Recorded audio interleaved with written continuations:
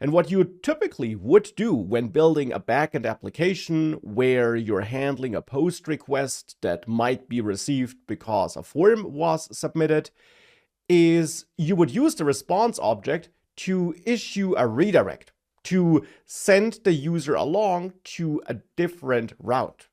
And then the browser would load that route and the page of that route, and that page then might include that latest data that was submitted.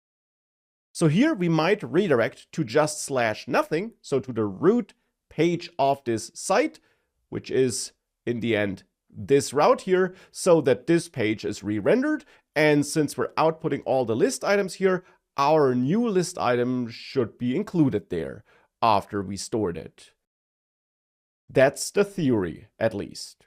And therefore now if we save everything and I reload this, if I enter test here and I click save note, okay, I get this weird result. My look here changed quite a bit. Suddenly all the content is very much in the middle, but this item has actually been added. I can see it here, but of course all that content is now suddenly rendered in the wrong place. And actually, if you take a closer look, it looks like the page that was served before is now rendered again, just in a different place. For example, this sentence here is also rendered again. And if I scroll down quite a bit, I have the header here again, and then I have the list again, but now without that new item I added. So what's happening here? Now what's happening here is that HTMX sends that request, that post request here, but it then actually also renders the response in the element that sent the request. That's what you learned before with hxget, and it's the same for hxpost. And that's really important to understand and keep in mind.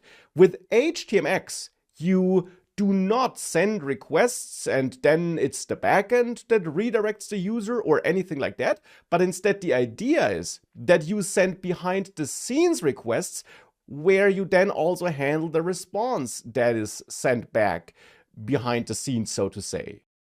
That is what we did with hxget. We used HTMX to send a GET request, and the data that was sent back, that list, was then rendered in a place of our choice on the existing page. And it's now the same thing here with this post request for this form. We send a post request, and the data that's sent back is then rendered inside of that form, because that's the default behavior of HTMX. If you did not specify hxswap and or hxtarget to change where and how the response is rendered, it will be rendered inside the element that sent the request. And that's why the form was actually replaced with the page content again, with the entire page content. That's what we see here. Now you might say, but we did redirect here. Why does HTMX render some response? Well, because HTMX follows that redirect. If I redirect here, what happens? This first route here is triggered, and that route returns some HTML code, and that's ultimately, therefore, the final response HTMX receives and renders. That's why this page was now rendered again into the element that sent the request. That's how HTMX works. And therefore, when using HTMX, you have to think differently about returning responses. And that's why it makes a lot of sense to also own the backend code, so that you can make sure that you are sending responses that are useful to HTMX and that can be used by HTMX. For example, what we could do here is, instead of redirecting, which we typically would do in a traditional full-stack application, we can send back the HTML code of the updated list, for example. So I could grab this code here and then send back an HTML fragment in the end that includes that updated list. So I'm not sending back the entire page, I'm not redirecting, I'm just sending back the content that needs to be updated. Now, just like that, it of course still wouldn't work. If I reload and I add a brand new node, now it would be that list fragment that replaces the form. And the old list would then still be there below that form that was now replaced. And this behavior, of course, makes sense because, as I mentioned, the content that is received is rendered into the element that is responsible for sending the request, so into the form here. Therefore, what we should do now is set a different target, the unordered list specifically, so that we target this unordered list with HX target.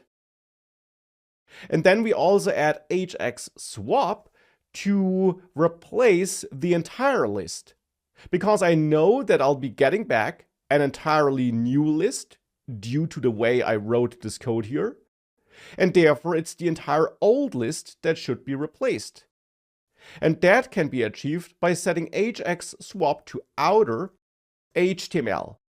That will replace not just the content inside the target, but instead the entire target with the response content.